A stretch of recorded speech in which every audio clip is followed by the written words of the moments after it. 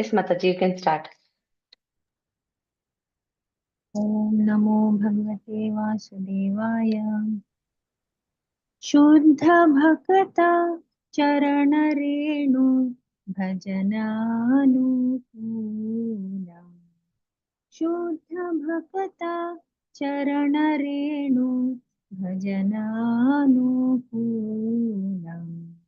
Bhakata Seva Paramasiddhi Premati Kar Mula. Bhakata Seva परमसिद्धि प्रेमलति कर मूला. माधवती थी भक्ति जननी जतने पालन कोरी. माधवती थी भक्ति जननी जतने पालन कोरी. कृष्ण बसती बसती बोली परमादर मोरी. कृष्ण बसती बसती बोली परम आदर मोरी. गौर मारा जे सब स्थाने पुरलो ब्राह्मण रंगे. गौर मारा जे सब स्थाने पुरलो ब्राह्मण रंगे. से सब स्थाना हेरि बोआमी प्रणयी भक्त संगे. से सब स्थान हेरि बोआमी प्रणयी भक्त संगे. मृदंग वाद्य शुनिते मन अवसर सदा जाचे. मृदंग वाद्य शुनिते मन अवसर सदा जाचे. गौर विहिता कीर्तन शुनि आनंद हृदय नाचे. गौर विहिता कीर्तन शुनि आनंद हृदय नाचे. जुगल मूर्ति देखिया मोरा परम आनंद होया. जुगल मूर्ति देखिया मोरा परम आनंद होया. प्रसाद सेवा पूरिते होया सकल प्रपंच जया. प्रसाद सेवा पूरिते होया सकल प्रपंच जया. जे दिन गृहे भजन देखी गृहते गोलोक भाया. जे दिन गृहे भजन देखी गृहते गोलोक भाया. चरण सिंधु देखिया गंगा सुख सा सीमा पाया. चरण सिंधु देखिया गंगा सुख सा सीमा पाया. तुलसी देखी जुराय प्राण माधव तोषनि जान. तुलसी देखी जुराय प्राण माधव तोषनि जान. गौर प्रिया शाक सेवने जीवन सार्थक मानी. गौर प्रिया शाक सेवने जीवन सार्थक मानी. भक्ति विनोद कृष्ण भजने अनुकूल पाय जाहु. भक्ति विनोद कृष्ण भजने अनुकूल पाय जाहु प्रतिदिवसे परम सुखे स्वीकार करो ये ताहा प्रतिदिवसे परम सुखे स्वीकार करो ये ताहा शुद्ध भक्त चरण रेणु भजन अनुकूला हरे कृष्णा कृष्ण कृष्ण हरे हरे हरे राम राम राम हरे हरे हरे कृष्णा कृष्ण कृष्ण हरे हरे हरे राम राम राम हरे हरे हरे कृष्णा कृष्ण कृष्ण हरे हरे हरे राम राम राम हरे हरे श्रीला प्रभुपाद की जय। हरे कृष्ण माताजी। Hare Krishna Mataji. So beautiful Mataji. Very beautiful Kirtan. Hare Krishna. Let's begin with our prayers. Om Ajnana Timirandasya Jnananjana Shalakaya Chakshurunmilitamena Tasmai Shri Guruve Namaha Shri Chaitanya Manobhishtam Sthapitamena Bhutale Swayam Rupa Katamayam Dadati Swapadantikam He Krishna Karuna Sindhu Dinabandhu Jagatpate Gopesha Gopika Kanta Radha Kanta Namostute Tapta Kanchana Gaurangi Radhe Vrindavaneshwari वृषभानुसुते देवी प्रणमामि हरिप्रिये जय श्री कृष्ण चैतन्य प्रभु नित्यानंद श्री अद्वैत गदाधर श्रीवासादि गौरभक्त वृंदा हरे Krishna Krishna Krishna Hare Hare Ram Ram Hare Hare Hare Krishna everyone, welcome. Today we'll study prayers by Arjuna. There is a list of prayers that we'll have to do. We did prayers by Dhruva Maharaj, prayers by, we have prayers by Bhishma Dev also. Then we have prayers by Prahlad we did. Then we did few. So there are some more. This is prayers by Arjuna. And this is in first canto of Srimad Bhagavatam. I'll just share this. It comes in this chapter, chapter 7 of first canto. The son of Drona punished. Actually, his prayers are from verse 22 to 25. But there is a little background to this. Why is Arjuna praying now? And what is he trying to say? This is after he has already heard Bhagavad Gita. We know in the 10th chapter he worships Krishna. He says, Param, you are like Param. You are Parandhama. He says all that. And then in 11th chapter, we see his relationship changes. They are friends and it becomes of wonder. He sees so many things.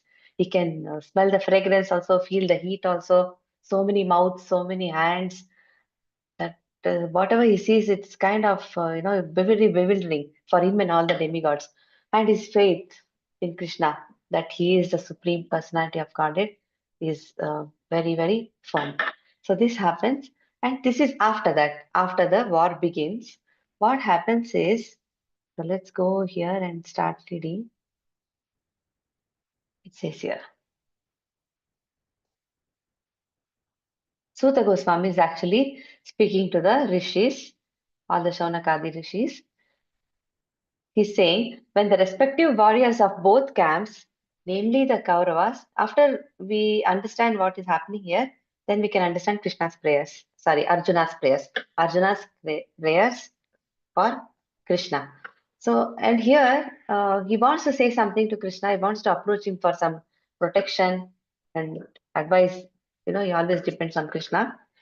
And this time, when he's talking to Krishna, there is a way we approach the Lord. First, we pray.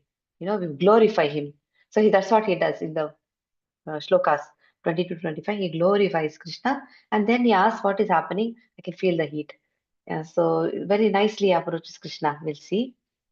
When the respective warriors of both camps, namely the Kauravas and the Pandavas, were killed on the battlefield of Kurukshetra, and the dead warriors obtained their deserved destinations, and the son of Dhritarashtra fell down lamenting, that is, Duryodhana, his spine broken, being beaten by the club of Bhimasena, the son of Dronacharya, Ashwathama, what does he do? Beheaded the five sleeping sons of Draupadi and delivered the heads as a prize to his master, foolishly thinking that he would be pleased. Duryodhana, however, disapproved of this heinous act, and he was not pleased in the least. He was not all pleased. And he came to know, because the heads were soft, and he came to know these are not Pandavas, they are children. And Ashwatthama is not considered a Brahmana actually. They call him Dvijabandhu because his activities and he was not like a Brahmana. Brahmana is not by birth, it is by guna and karma. We learned that in Bhagavad Gita, and Bhagavatam also repeats that. And Prabhupada keeps on telling us what is a true Brahmana, how does he behave, all that. Draupadi, the mother of the five children of the Pandavas, after hearing of the massacre of her sons, began to cry in distress with eyes full of tears. Trying to pacify her in her great loss, Arjuna spoke to her thus. She was lamenting, all her five children died. She had one child from each of the Pandavas. They all were killed by Ashwathama. O gentle lady, when I present you with the head of that Brahmana, after beheading him with arrows from my Gandiva bow, I shall then wipe the tears from your eyes and pacify you. Then, after burning your sons' bodies, you can take your bath standing on his head. He says, you will have your revenge. We'll punish him. I'm not going to spare him. Arjuna, who is guided by the infallible Lord as friend and driver, thus satisfied the dear lady by such statements. Then he dressed in armor and armed himself with furious weapons, and getting into his chariot, he set out to follow Ashwathama, the son of his martial teacher. So he went with, he was very angry. And Ashwathama could see his anger, feel his anger. Ashwathama, the murderer of the princess, seeing from a great distance Arjuna coming at him with great speed, fled in his chariot, panic stricken, just to save his life, as Brahma fled in fear from Shiva. This analogy is given. Let's see why they are talking about Brahma here, and then why Shiva had to chase Brahma. It's very interesting to read. He says, would someone uh, read this, please? Hare Krishna, this purport. Hare Krishna, Mataji. Can I read? Yes, Mataji. Hare Krishna. Hare Krishna. According to the reading matter, either ku or akra, Kaha. they are kaha, right? Mataji, how do you Yes, say that? it's kaha only. Kaha. Kaha or arka. There are two references in the Puranas. Kaha means Brahma, who once became allured by his daughter and began to follow her, which infuriated Shiva, who attacked Brahma with his trident. Brahmaji fled in fear of his life. As far as Arka is concerned, what is Arka means? Same Mataji. They're referring to Brahma here. Oh, okay. As far as Arka is concerned, there is reference in the Vamana Purana. There was a demon by the name Vidyunmali, who was gifted with a glowing golden airplane which traveled to the back of the sun, and night disappeared because of the glowing effulgence of this plane. Thus the sun god became angry, and with his virulent rays he melted the plane. This enraged Lord Shiva. Lord Shiva then attacked the sun god, who fled away and at last fell down at Kashi, Varanasi, and the place became famous as Lolarka. Lolarka. Hare Krishna Mataji. Such nice, information is given here. Ka is here says means Brahma. As far as Arka is considered, you see this word in Vamana Purana, Arka, and there why this word is used is for the demon named Vidyun Mali. So he had this golden aeroplane and he traveled and he disappeared. Because of him, the night disappeared. Because sun actually day and night, after day it is night, and because of this plane, the glowing effulgence of this plane, the night disappeared and sun got very angry, and then he melted the plane, and this enraged Shiva. And Shiva, when he attacks somebody, they have to flee. It is not a joke. We know what he did to Manmatha, so he can burn them to ashes. So then they fled. So that's what is given. Once it happened to Brahma, where Shiva had to, uh, you know, chase Brahma. That is because he was attracted to his own daughter. It says he became allured by his daughter. So it was like that. This Ashwatthama had to flee because he got little scared now because Arjuna is coming with such great speed. He wants to attack him. He wants to kill him. Ashwatthama, the murderer of the princess, seeing this, he fled. When the son of the Brahmana, Ashwatthama, saw that his horses were tired, he ran so much, his horses became tired. Then he was thinking of an idea. How do I save myself? What do I do? So, what did he do? He considered that there was no alternative for protection outside of his using the ultimate weapon, the Brahmastra, nuclear weapon. It's a very powerful weapon. And once he invoked that weapon, he didn't know how to retrieve it back, that withdraw the weapon. He didn't know that. He could just send the weapon, but he did not know how to take it back. So let's see what happens. Since his life was in danger, he touched water in sanctity and concentrated upon the chanting of the hymns for throwing nuclear weapons, although he did not know how to withdraw such weapons. So he, with some hymns, he chanted some mantras, and then he could actually send the weapon. Thereupon, a glaring light spread in all directions. It was so fierce that Arjuna thought his own life in danger, and so he began to address Lord Shri Krishna. See, because he saw the Brahmastra and he could feel the heat, he had to take shelter of Krishna. See, devotees are like that, they immediately take shelter of the Lord. And we know about Arjuna, he was a great devotee, and then Krishna says, I am, giving this knowledge of the Bhagavad Gita to you. I'm sharing all this with you because you are non-envious. Your heart is pure. And we know Arjuna was very, very soft-hearted. That is not actually because he was a coward or anything, because the devotee's heart is like that, very soft. They are very soft-hearted, full of mercy. So that was Arjuna, a very great devotee. Thereupon, a glaring light spread in all directions.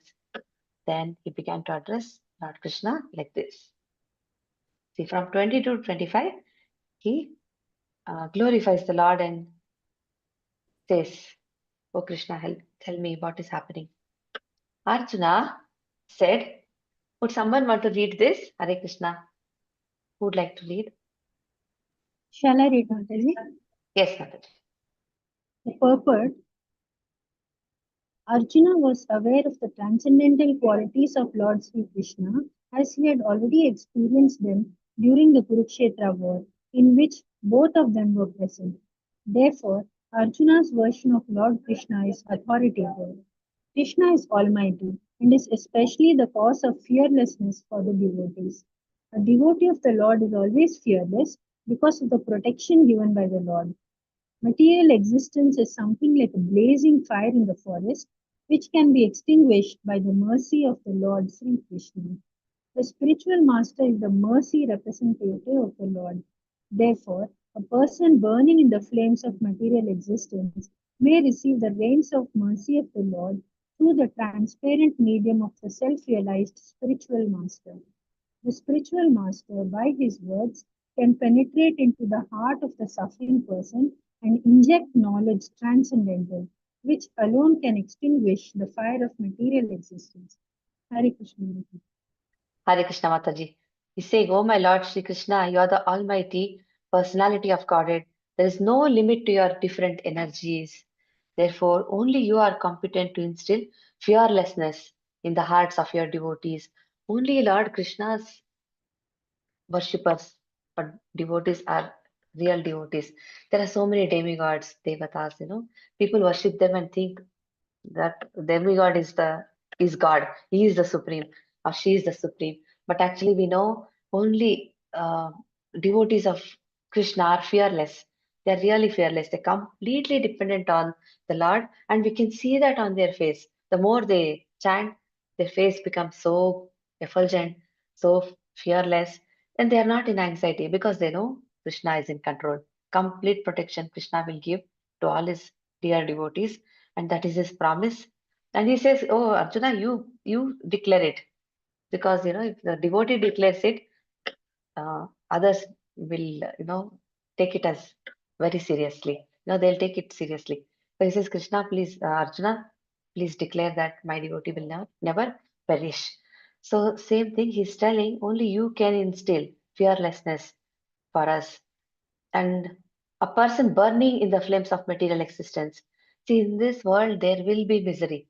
Whether even elevated devotees also go through bodily pain. They go through so many things, but they are always blissful. They are not at all in anxiety. A devotee thinks like that.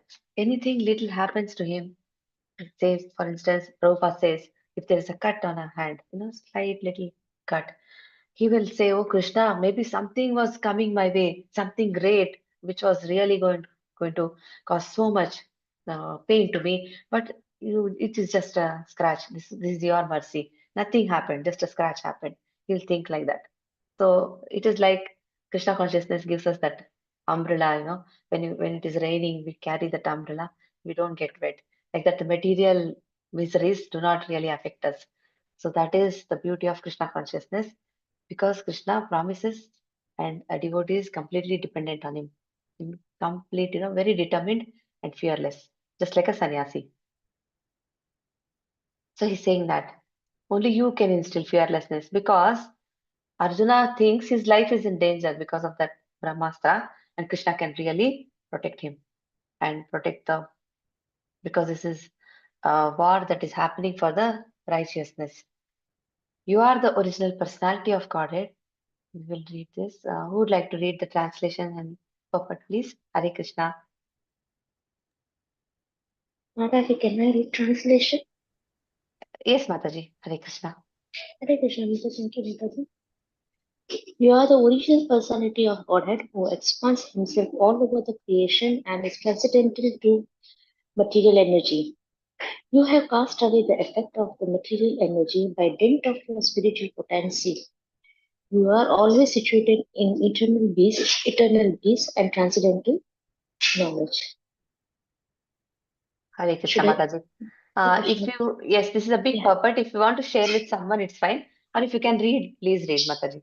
Yeah, as you said, Mataji, if anyone wants to share, please come forward. Till then, I will read. But Mataji, it's on mobile, so I will take little time to move on. Will do, no, Okay. Mataji? Yeah? Okay.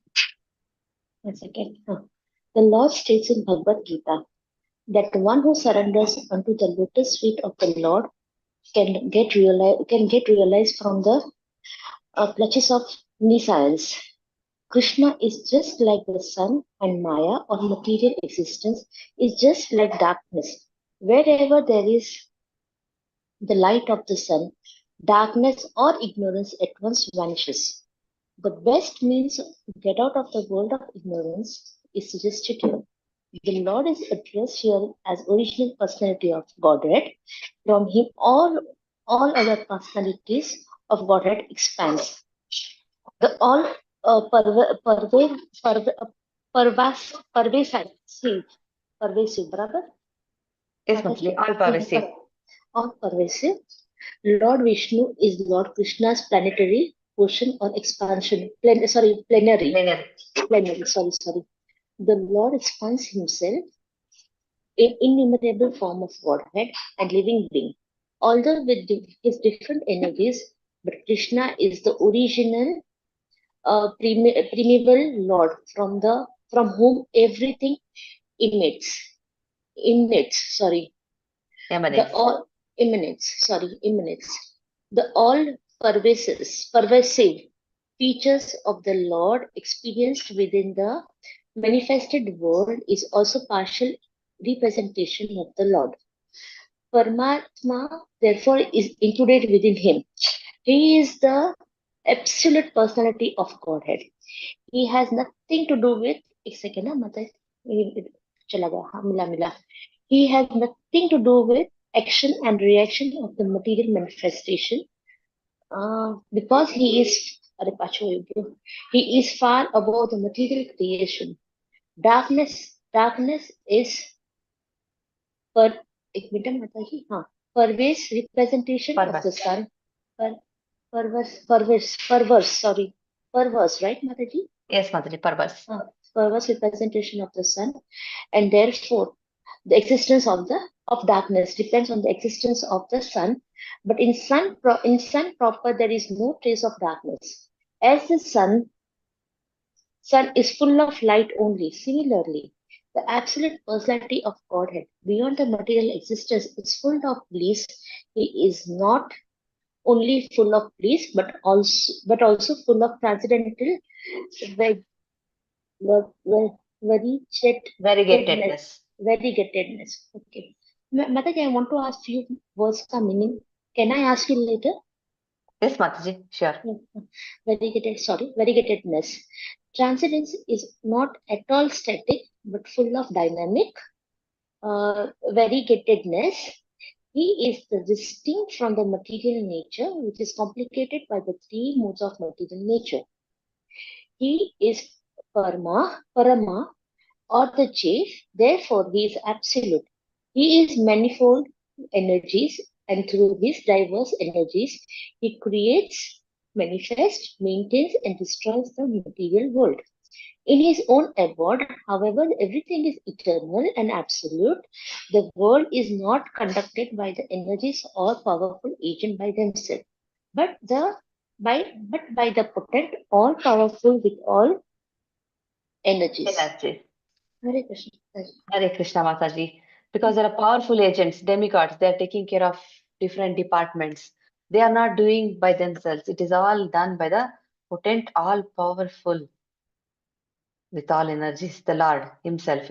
Nothing moves, even a blade of grass will not move without the sanction of the Lord. We know this, there's this incident where once the demigods are very, very proud of their achievement.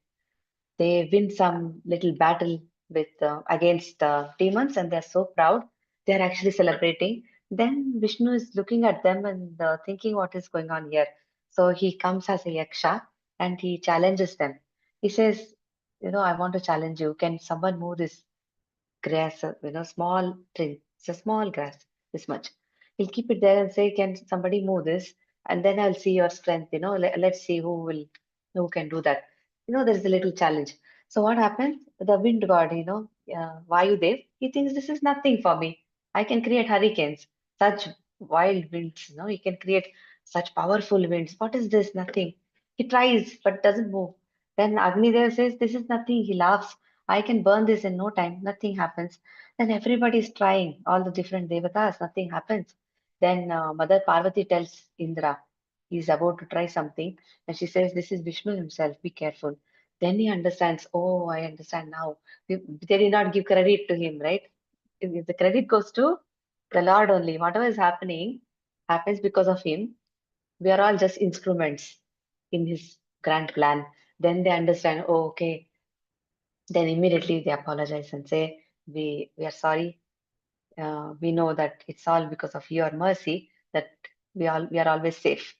So sometimes it happens. It goes success goes to their head. So here it is another analogy is given.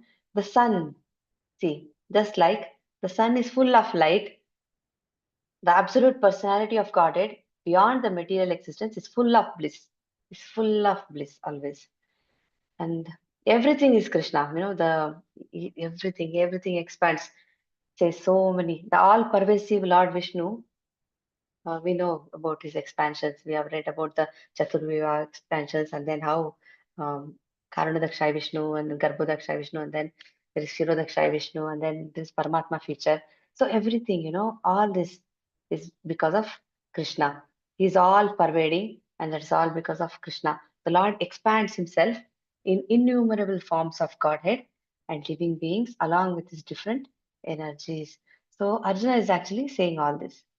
He says, you are the original personality of Godhead who expands himself all over the creations and is completely transcendental.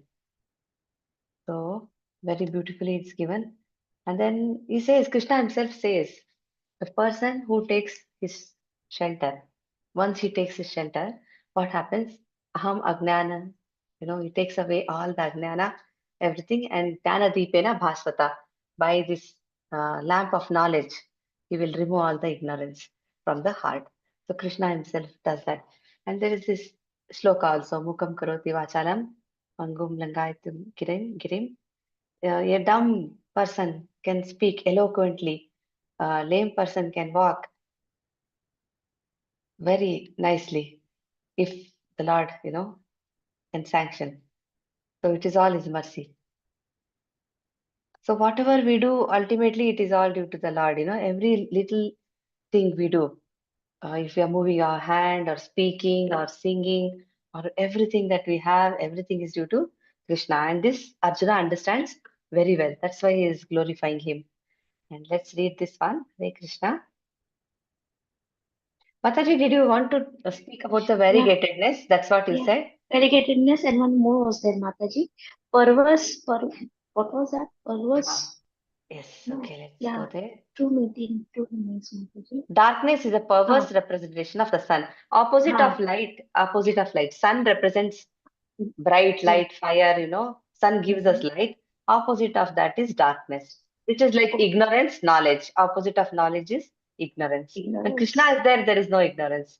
We can't, we are not in darkness. We are not ignorant. If Krishna is in our heart, we are not ignorant. That's what it means. And then variegatedness is the spiritual world also is full of varieties. Like Goloka Vrindavan also has so many different types of fragrant flowers and so many colors. And what we see is nothing. They have much more variety over there. So that's what it means. Because impersonalists and Mayavadis, they have their own, philosophy. But spiritual world has variety. And you see Chaitanya Charitamrita, there is this description of prasadam, right? So many, the way they describe, there was something made of spinach also, there was the sweet, there was rice, there was curds, there was some, all kind of, goodies. They mentioned the prasad, it's elaborate description of all the bhog that is offered to the Lord. So it's like that. There is much more variety in the spiritual world, full of joy. So much fun. Yeah. Mataji, I had just wanted to share one of the devotees, not over here, in US.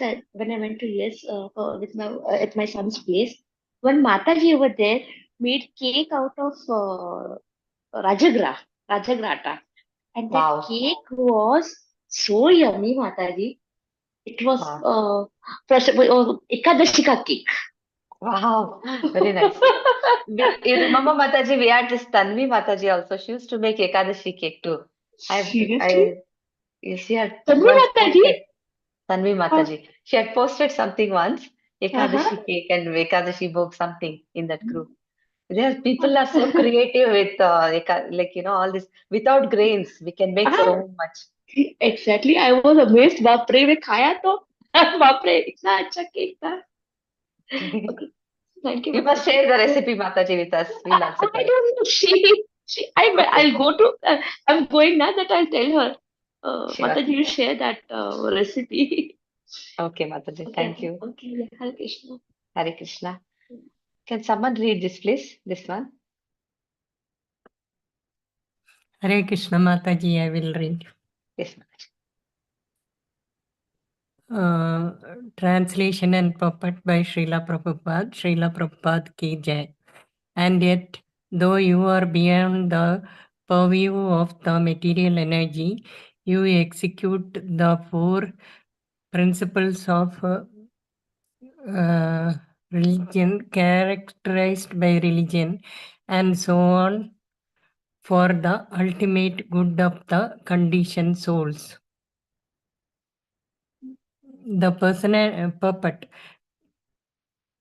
The personality of Godhead Sri Krishna, out of his causeless mercy, descends to the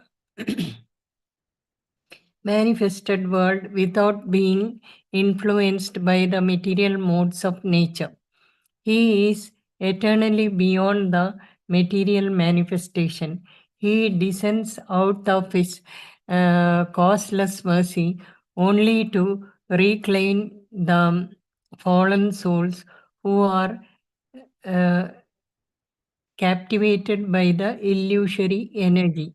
They are attacked by the material energy and they want to enjoy her under the false pretext, although in essence the living entity is unable to enjoy. One is eternally the servitor of the Lord, and when he forgets the position he thinks of enjoying the material world, but factually he is in illusion. The Lord descends to eradicate this false sense of enjoyment and thus reclaim conditioned souls back to Godhead. That is the all merciful nature of the Lord for the fallen souls. Hare Krishna Mataji.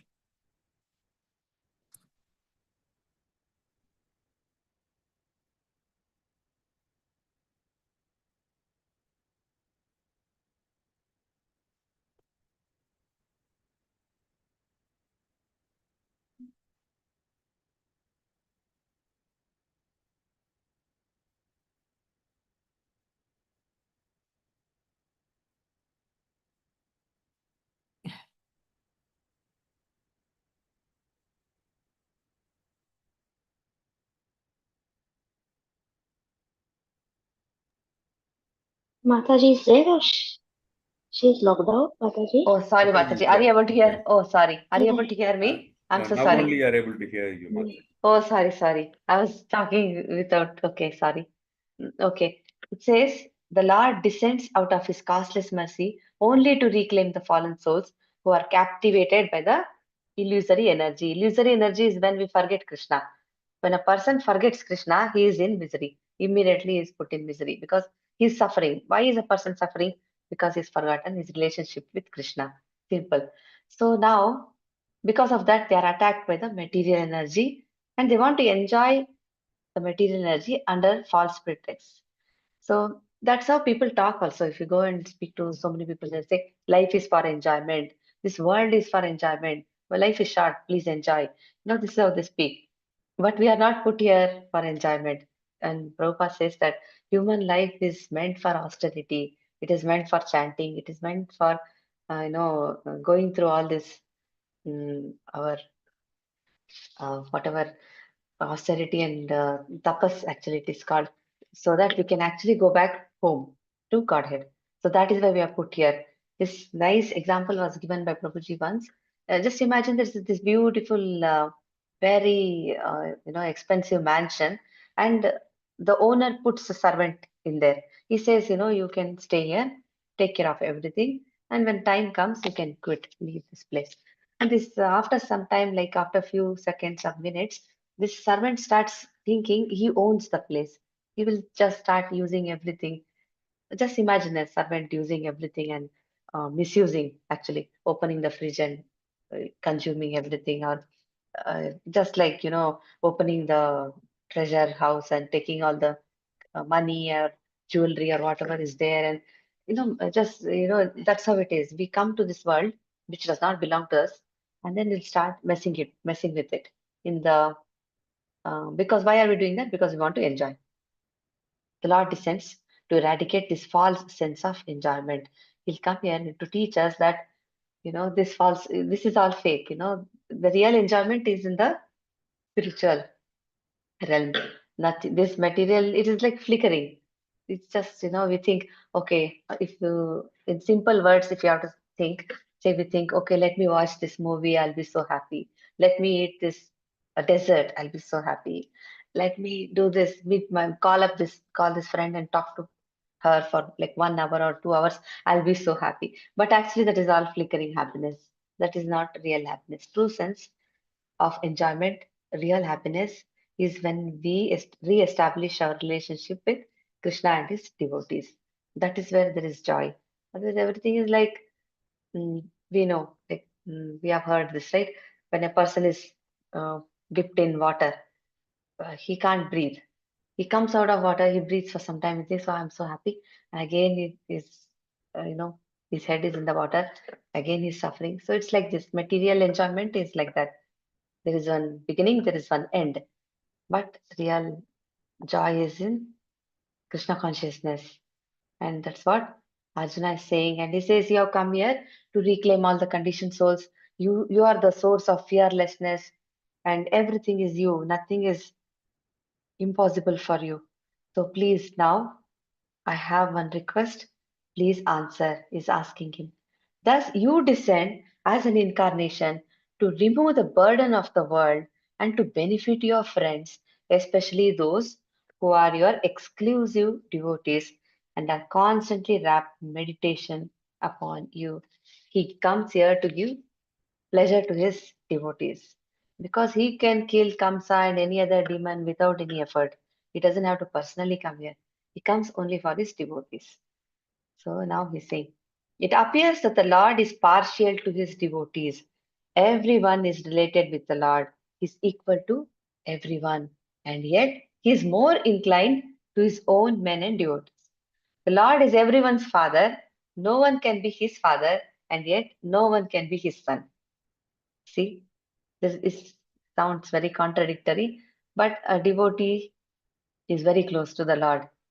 If a devotee is ready to worship the Lord, Krishna is also ready to serve him. You see how he's serving Arjuna. He's become charioteer. His devotees are his kinsmen, and his devotees are his relations. His devotees like Yashoda Maya and Nanda Maharaj, they are his kinsmen, and his devotees are his relations. All his devotees are his family. This is his transcendental pastime. It has nothing to do with mundane ideas of relations, fatherhood, or anything like that. In this material um, world, in the material family, we think this is my father, this is my friend, this is my best friend, this is my child. But for Krishna, he does not belong to anybody. As mentioned above, the Lord is above the modes of material nature, and thus there is nothing mundane about his kinsmen and relations in devotional service. So nice. And there was this very nice, interesting story also. Once Akbar only, I think, he asks his minister, he says, why does the Lord have to come personally? For his devotee's sake. Why does he come? Can't he just do something from wherever he is? Does he really have to come? Then I think you have all heard about this story, where what happens is once this person, the minister, I think he's Birbal only, he just pushes a security into the water. Somebody pushes somebody into the water, and that person is struggling to survive. He wants to come out of water. He's drowning, and that the king says, "Can someone please come and save this person?" He asks somebody, a guard and some helpers, to come and save that person. Next time, he pushes his son, the prince, into the water, and the king personally jumps into the water to save his son. So now he says, now you see the difference. When that fellow fell in water, you called somebody else. When it was your own son, you didn't think. You just, without thinking twice, you just jumped into the water to save him. That is the Lord. To his dear devotees, he is willing to do anything. He will appear, he will approach him in different ways. He will send some spiritual master, he will do anything. So that is the relationship he has with his dear devotees. So, O Lord of Lord, how is it that is This dangerous effulgence is spreading all around. Where does it come from? I do not understand it, because the Brahmastra, whatever that person has sent, Ashwatthama, is burning. Anything that is presented before the personality of Godhead should be so done after due presentation of respectful prayers. So he did not directly ask, where is this coming from? This dangerous effulgence. It is burning. It is no, it's so bright. What is going on? He didn't say directly. First, he glorified. He praised Krishna and said, "You are the greatest of the greatest. You are the source of everything." He said all that. Now he's saying this. That is a standard procedure. And Sri Arjuna, although an intimate friend of the Lord, is observing this method for general information. Why does he follow this rule? Even though he's an intimate friend, because he's setting an example for us. They set an example for our sake, so that we do the same. How do we approach the Lord? First, we pray properly, we glorify Him, and then with humility, we ask, we request Him to reveal whatever we want. Then this is. Now Krishna speaks. So that shloka is actually the end of his prayers. Now Krishna speaks. So only those 4 shlokas were Arjuna's prayers. But now Krishna says very nicely. What does he say? We just read this also. The Supreme Personality of Godhead said, "Know from me that this is the act of the son of Drona. He has thrown the hymns of nuclear energy, Brahmastra." These are all very dangerous weapons. They are nothing like what we see today. That's why they compare to the nuclear weapons. And he does not know how to retract the glare. He has helplessly done this, being afraid of imminent death. You are chasing him, he got scared, so he has thrown this at you. Krishna is saying that. The Brahmastra is similar to the modern nuclear weapon manipulated by atomic energy.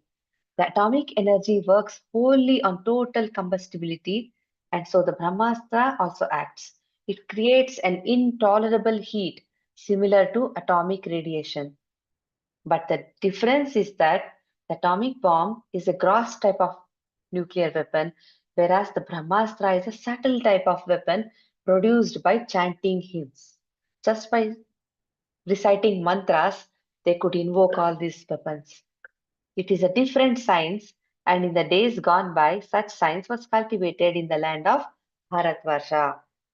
So, see, imagine the science. The subtle science of chanting hymns is also material, but it has yet to be known by the modern material scientists. They were so advanced. They used to light the fire also just by chanting some mantras. Today we need a matchstick. Those brahmanas could actually light the fire for sacrifice just by saying some mantras. Subtle material science is not spiritual, but it has a direct relationship with the spiritual method, which is still subtler. A chanter of hymns knew how to apply the weapon as well as how to retract it. The chanter should know that, but Ashwatthama does not know that. That was perfect knowledge. But the son of Dronacharya, who made use of this subtle science, did not know how to retract. He applied it, being afraid of his imminent death, and thus the practice was not only improper but also irreligious. It's improper because of knowledge. As the son of a Brahmana, he should not have made so many mistakes. And for such gross negligence of duty, he was to be punished by the Lord himself. So here he says, "O Arjuna, only another Brahmastra can counteract this weapon. Since you are expert in the military science, subdue this weapon's glare with the power of your own weapon." So Krishna is actually giving him a solution now. He says, do this. For the atomic bombs, there is no counter weapon to neutralize the effects. But by subtle science, the action of a Brahmastra can be counteracted. And those who are expert in this military science in those days could counteract the Brahmastra. The son of Dronacharya did not know the art of counteracting the weapon. Therefore, Arjuna was asked to counteract it by the power of his own weapon. See how nicely Krishna is guiding them. So Suta Goswami says, hearing this from the personality of Godhead, Arjuna touched water for purification, and after circumambulating Lord Sri Krishna, he cast his Brahmastra weapon to counteract the other one. See, he circumambulates Lord Krishna and then he casts his Brahmastra weapon. So much humility. And then see how it is nullified. When the rays of the two Brahmastras combined, a great circle of fire, like the disk of the sun, covered all outer space and the whole firmament of planets. The heat created by the flash of a Brahmastra resembles the fire exhibited in the sun globe at the time of cosmic annihilation. So it was really, really dangerous. The radiation of atomic energy is very insignificant in comparison to the heat produced by a Brahmastra. The atomic bomb explosion can at most blow up one globe, but the heat produced by the Brahmastra can destroy the whole cosmic situation.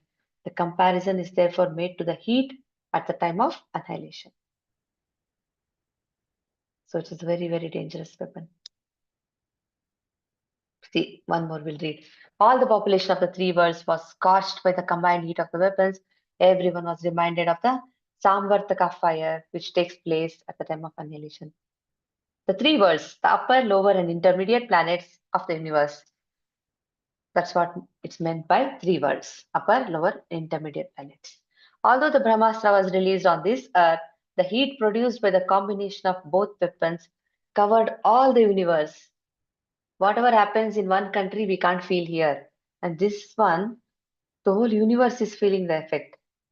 And all the populations on all the different planets began to feel the heat excessively and compared it to that of the Samvartaka fire. No planet, therefore, is without living beings, as less intelligent materialistic men think. All planets are inhabited. So that's what it is. So Arjuna could retract both Brahmastra weapons. They see thus seeing the disturbance of the general populace and the imminent destruction of the planets, it's going to hurt everyone. So Arjuna was worried about others also. Arjuna at once retracted both Brahmastra. So like this whole chapter goes on like this.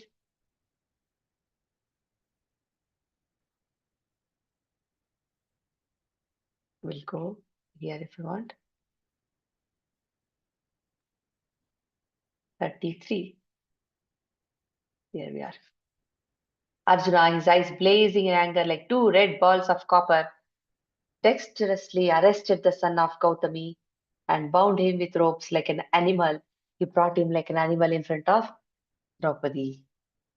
And after this, so many things happen. Draupadi is actually, she wants to forgive him. And then Krishna wants to punish him. Then Bhima is also very angry. And, Arjuna is respecting Draupadi's opinions and thoughts. He's really, really great. He's giving her so much importance, He listens to his wife. He is such a good brother. He's such a good friend. He's such a great devotee. Arjuna has all the great qualities. He's respecting her opinion. He doesn't know what to do. They all, Bhima also wants to kill Ashwatthama. Arjuna also wants to kill. And Krishna definitely wants to kill him, But because of Draupadi, Arjuna is like controlling himself. Very nice. So we finished the prayers. We have to just read the chapter just to know what happened next.